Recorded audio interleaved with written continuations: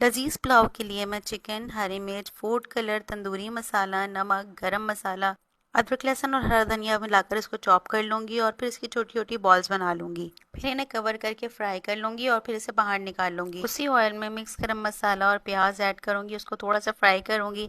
उसमें अदरक लहसुन का पेस्ट, हरी मिर्च का पेस्ट ऐड करूंगी, उसको मिक्स करूंगी। फिर चिकन पाउडर, नमक, गरम मसाला, धनिया पाउडर, जीरा पाउडर, दही डालकर इसको भून लेना है और फिर ये बॉल्स इसके अंदर ऐड करके इसको थोड़ा सा पकाएंगे। एक टमाटर ऐड करेंगे, थोड़ी सी हरी मिर्चें ऐड करेंगे।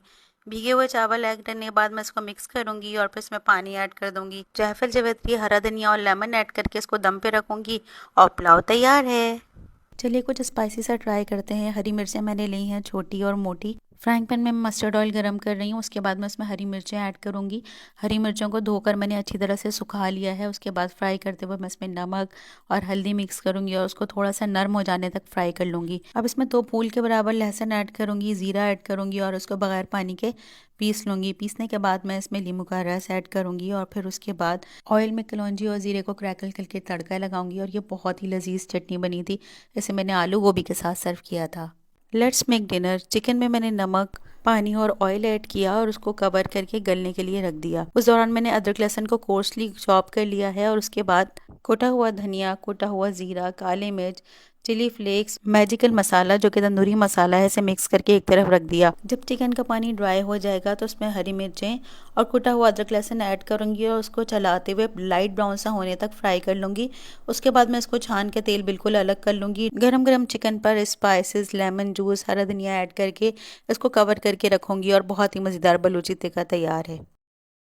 चलिए डिनर की तैयारी करते हैं। ऑयल में प्याज को हल्का सा फ्राई करेंगे, उसके बाद चिकन ऐड करके अदरक लहसुन का पेस्ट ऐड करेंगे और उसको इतना फ्राई करेंगे कि उसका कलर चेंज हो जाए।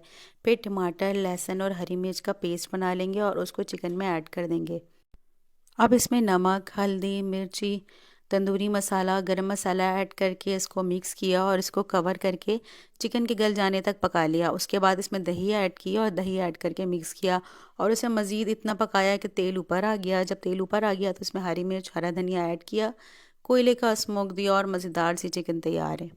आज बनाएंगे बहुत ही मज़ेदार सी रेसिपी। मैं प्याज को ब्राउन कर रही हूँ, फिर उसी ऑयल में मैंने आलू और गोभी और गाजर को बारी बारी फ्राई कर लिया और निकाल लिया। ऑयल कम करने के बाद मैं इसमें टमाटर, अदरक लहसुन, नमक, हल्दी, मिर्च, धनिया पाउडर और बिरयानी मसाला डाल मिक्स करूँगी और कवर करके पका लूँगी। जब टमाटर नरम हो जाएंगे तो उसमें फ्राई की हुई तमाम सब्जियाँ ऐड कर दूँगी, थोड़ा सा मिक्स करूँगी। फिर उसमें दही, तली हुई प्याज, हरा धनिया, हरी मिर्चें, लेमन जूस ऐड कर दूंगी और फिर उसके बाद मैंने चावल की लेयरिंग की है बिल्कुल बिरयानी वाले स्टाइल में।